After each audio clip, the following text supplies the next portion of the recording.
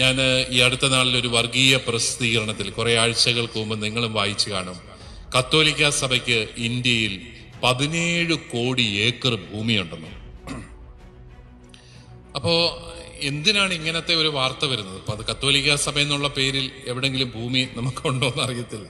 വിവിധങ്ങളായ രൂപതകൾക്കും വിവിധങ്ങളായ കോൺഗ്രിഗേഷൻസിനും ഒക്കെ സ്ഥലവും സ്കൂളും കോളേജും ഒക്കെ കാണും. നമുക്കുള്ളതെല്ലാം പൊതുസ്ഥാപനങ്ങളാണ്. പള്ളിയാണെങ്കിലും സ്കൂളാണെങ്കിലും അതുപോലെ ആശുപത്രി ആണെങ്കിലും ഇതൊക്കെ നമുക്കുള്ളതെല്ലാം നമ്മൾ പൊതുസമൂഹത്തിന് വേണ്ടി തുറന്നു കൊടുത്തിരിക്കുകയാണ്.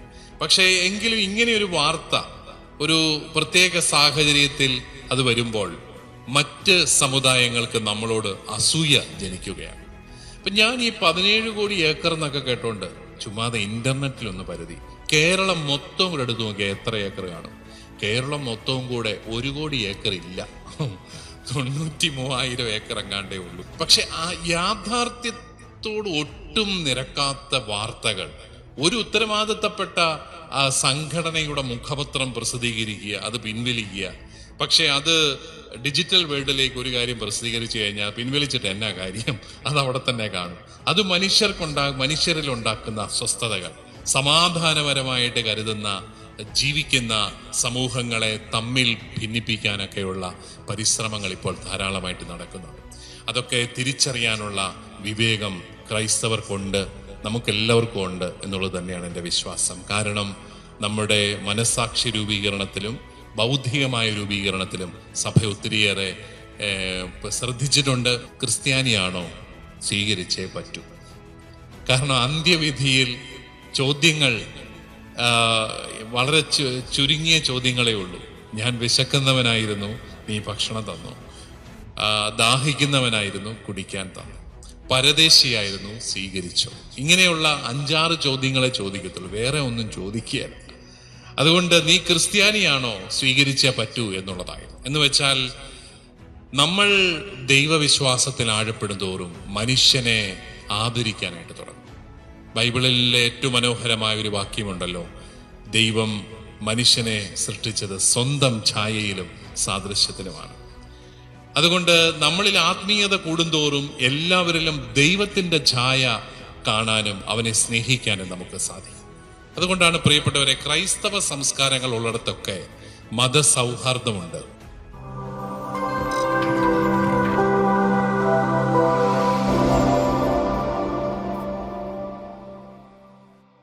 ആഘോഷങ്ങളൊന്നും അവസാനിച്ചിട്ടില്ലെന്നാണ് ഞാൻ മനസ്സിലാക്കുന്നത്. ഇനിയും റാഫേൽ തട്ടിൽ പിതാവ് ഒക്കെ വരുന്നുണ്ട്. ഇതൊരു സാംസ്കാരിക സമ്മേളനമാണ്. അതുകൊണ്ട് തന്നെ നമ്മുടെ ഈ സമൂഹത്തിലെ രാഷ്ട്രീയ, സാമൂഹിക, മത സാംസ്കാരിക മേഖലകളിൽ ജ്വലിച്ചു നിൽക്കുന്ന വ്യക്തികളെയാണ് നമ്മളിവിടെ ക്ഷണിച്ചിരിക്കുന്നത്. ഞാൻ വളരെ ഹ്രസ്വമായിട്ട് എൻ്റെ പ്രസംഗം നടത്തി അവസാനിപ്പിക്കാം. നമുക്ക് ഒത്തിരി പേരെ കേൾക്കാനായിട്ടുണ്ട്. VD സതീശൻ സാറൊക്കെ പ്രസംഗിക്കുമ്പോൾ നമ്മൾ ശ്രവിക്കണം. കാരണം ഞങ്ങളെക്കാളും ഒക്കെ നന്നായിട്ട് ബൈബിള് പറയുന്ന ആളാണ് അദ്ദേഹം. അതുകൊണ്ട് എന്നെയൊക്കെ നിങ്ങൾ ഇടയ്ക്കിടയ്ക്ക് കേൾക്കുന്നതാണ്. ഇപ്പോൾ സാറ് വളരെ വിരളമായിട്ടാണ് നമ്മുടെ ഇടയിലേക്ക് വരുന്നത്. അതുകൊണ്ട് അദ്ദേഹത്തിന് എന്ത് പറയാനുണ്ടെന്ന് കേൾക്കണം. ഒരു ആശയം മാത്രം പറഞ്ഞിട്ട് ഞാൻ അവസാനിപ്പിക്കാം. ഈ മണിമല എന്ന് പറയുന്ന പ്രദേശത്ത് ഇതിൻ്റെ തിലകക്കുറിയായി ഈ കുന്നിൻ്റെ മുകളിൽ ഈ ദേവാലയം പണിതുയർത്തിയ നമ്മുടെ കർന്നോന്മാരെ നമുക്ക് പ്രത്യേകമായിട്ട് ഓർക്കാം, അവർക്ക് നന്ദി പറയാം. അധ്വാനിക്കുന്ന കർഷകന് എന്നും ദൈവവിശ്വാസം വളരെ ശക്തമായിരുന്നു. അത് കുട്ടനാട്ടിലാണേലും മലനാട്ടിലാണേലും അധ്വാനിക്കുന്ന കർഷകന് ദൈവം വളരെ പ്രധാനപ്പെട്ട ആളാണ്. അതുകൊണ്ട് തന്നെ എവിടെയെല്ലാം ഒരു കാർഷിക സംസ്കാരമുണ്ടോ അവിടെയൊക്കെ വളരെ ശക്തമായ ദൈവവിശ്വാസം നമുക്ക് കാണാൻ സാധിക്കും.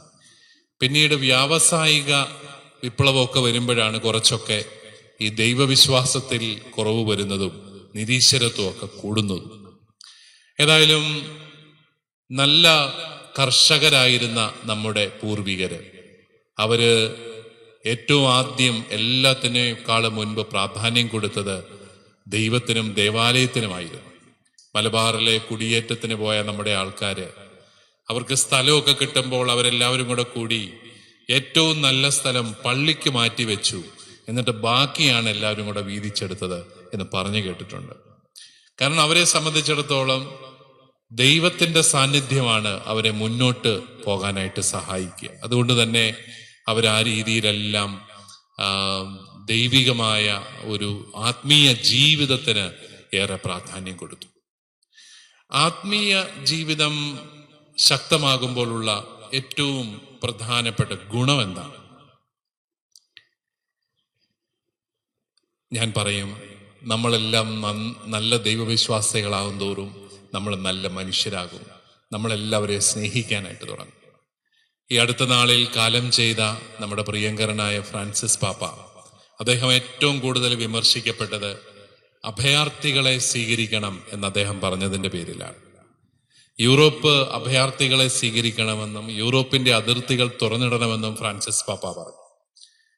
അത് ലോകമാസകലം വിമർശിക്കപ്പെട്ടു. കാരണം യൂറോപ്പിന്റെ ആ തനിമയെ തന്നെ നഷ്ടപ്പെടുത്തുന്ന രീതിയിൽ അഭയാർത്ഥികൾ വന്നു കയറിയാൽ പാപ്പ എന്ത് ചെയ്യും?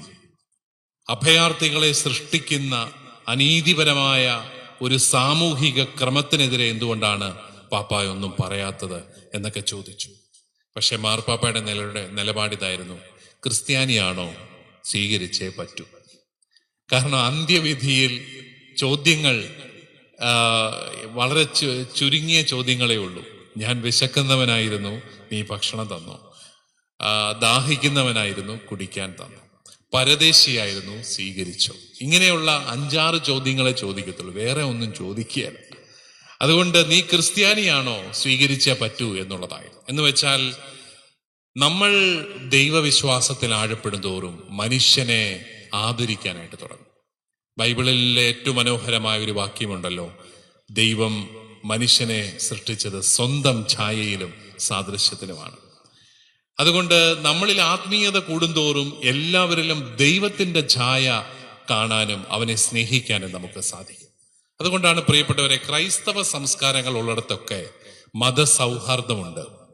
നമുക്ക് അഭിമാനപൂർവ്വം പറയാം, കേരളത്തിൽ ഇത്രയും മതസൗഹാർദ്ദമുണ്ടെങ്കിൽ ജാതി വ്യവസ്ഥയൊക്കെ വളരെ ദുർബലമായി പോയിട്ടുണ്ടെങ്കിൽ അതിനൊരു പ്രധാനപ്പെട്ട കാരണം ക്രൈസ്തവ വിദ്യാലയങ്ങളാണ്. എല്ലാവരെയും ഒരേ ബെഞ്ചിലിരുത്തി ജാതി മതഭേദമന്യേ ഞങ്ങളെല്ലാം മനുഷ്യരാണെന്നും മലയാളികളാണെന്നും കേരളീയരാണെന്നും ഒക്കെ പറയാൻ പഠിപ്പിച്ചത് നമ്മുടെ വിദ്യാലയങ്ങളാണ്.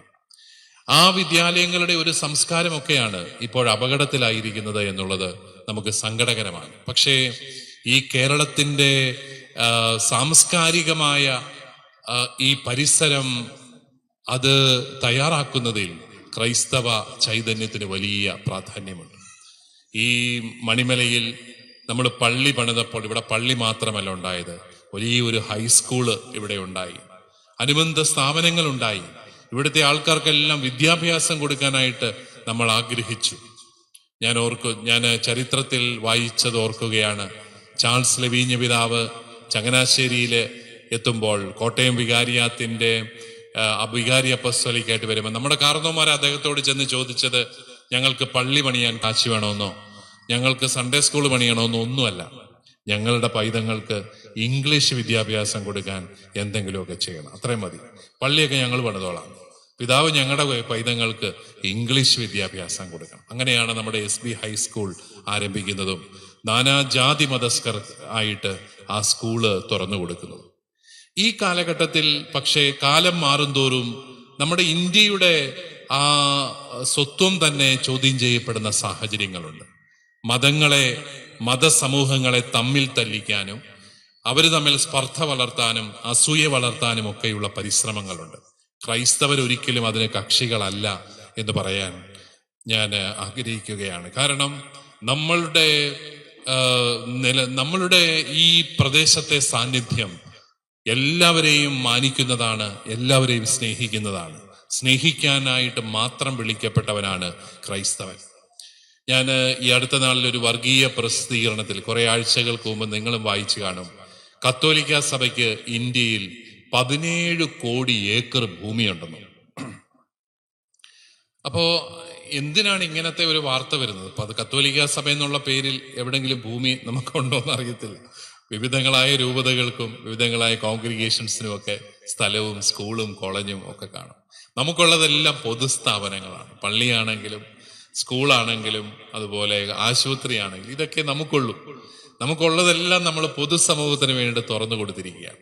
പക്ഷേ എങ്കിലും ഇങ്ങനെയൊരു വാർത്ത ഒരു പ്രത്യേക സാഹചര്യത്തിൽ അത് വരുമ്പോൾ മറ്റ് സമുദായങ്ങൾക്ക് നമ്മളോട് അസൂയ ജനിക്കുകയാണ്. ഇപ്പൊ ഞാൻ ഈ 17 കോടി ഏക്കർ എന്നൊക്കെ കേട്ടോണ്ട് ചുമ്മാതെ ഇന്റർനെറ്റിലൊന്ന് പരതി കേരളം മൊത്തം കൂടെ എടുത്തു നോക്കിയാൽ എത്ര ഏക്കർ കാണും? കേരളം മൊത്തവും കൂടെ 1 കോടി ഏക്കർ ഇല്ല. 93,000 ഏക്കർ എങ്ങാണ്ടേ ഉള്ളൂ കേരളം മുഴുവൻ. കേരളത്തിലാണ് കത്തോലിക്ക സഭയ്ക്ക് ഏറ്റവും കൂടുതൽ ഭൂമിയുള്ളത്.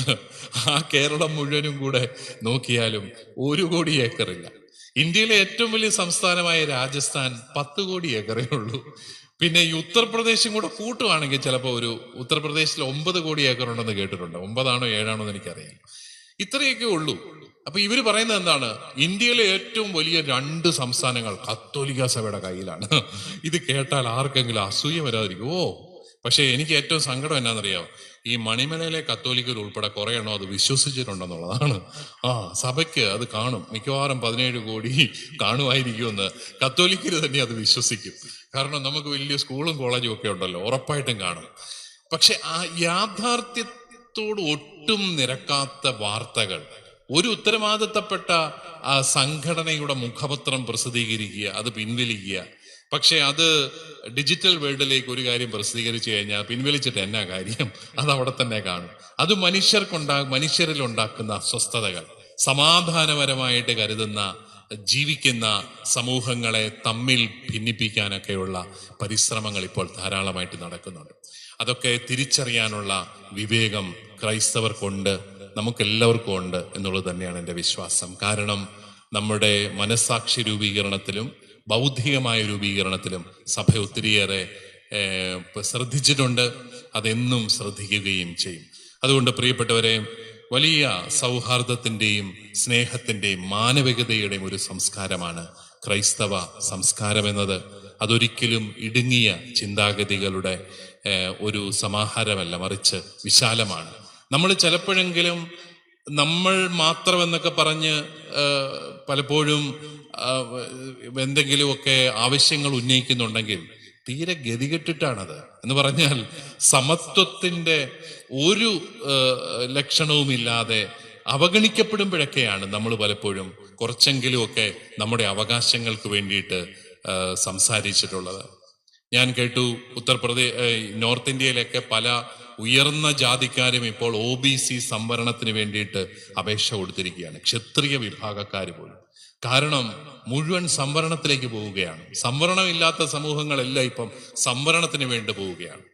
ഞാൻ കേട്ടിട്ടുണ്ട്, ആദ്യകാലത്ത് പ്രത്യേകിച്ച് സ്വാതന്ത്ര്യ കാലത്ത് സംവരണം വേണോ എന്ന് ചോദിച്ചപ്പോൾ ഞങ്ങൾക്ക് സംവരണം വേണ്ട എന്നും ന്യായമായ ഭരണഘടന അവകാശങ്ങൾ വേണമെന്നും പറഞ്ഞ ഒരു സമൂഹമാണ് നമ്മുടെ സമൂഹം. സാമൂഹികമായിട്ട് താഴ്ന്നു നിൽക്കുന്ന സമൂഹങ്ങൾക്ക് നിങ്ങൾ സംവരണം കൊടുത്തോ, ഞങ്ങൾക്ക് അതിനകത്ത് പരാതിയില്ല. പക്ഷെ ന്യൂനപക്ഷങ്ങളുടെ അവകാശങ്ങളൊക്കെ മതി എന്ന് പറഞ്ഞ ഒരു സമൂഹമാണ് നമ്മുടെ സമൂഹം. നമ്മളിങ്ങനെ നമുക്ക് വേണ്ടിയിട്ടോ നമ്മുടെ അവകാശങ്ങൾക്ക് വേണ്ടി ഒത്തിരി ശബ്ദിച്ചിട്ടുള്ള സമുദായമല്ല. പക്ഷേ ഇപ്പോൾ നിവൃത്തികേട് വരുന്നുണ്ട്, സംസാരിക്കാതെ നിവൃത്തിയില്ല എന്നുള്ള സാഹചര്യങ്ങളും വരുന്നുണ്ട്. അങ്ങനെയുള്ള സാഹചര്യങ്ങൾ സൃഷ്ടിക്കപ്പെടാതെ കൊണ്ടുപോകേണ്ടത് നമ്മുടെ എല്ലാവരുടെയും കടമയാണ് എന്നുകൂടി പറയുവാനായിട്ട് ഞാൻ ആഗ്രഹിക്കുകയാണ്.